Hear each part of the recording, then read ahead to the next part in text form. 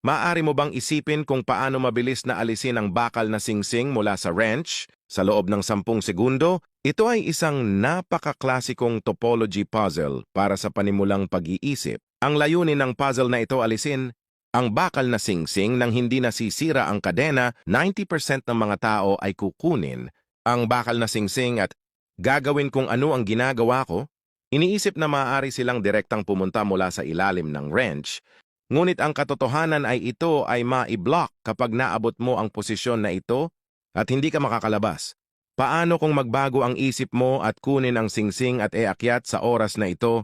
Ito ba ay natagpuan na ang agwat ng distansya sa pagitan ng singsing at ang wrench ay medyo naiiba? Maraming tao ang susuko na dito at isipin na ang palaisipang ito ay hindi malulutas sa lahat. Sa katunayan, ang lahat ng ito ay nakatali sa pag-iisip. Gamitin ang iyong reverse thinking ability. Una sa lahat, kunin ang singsing sa bingaw ng wrench at pagkatapos ay iangat ang kadena mula sa gitna ng singsing. At dito ay isang simpleng mental operation na lang at pwede mo nang maalis ang singsing sa wrench na ito.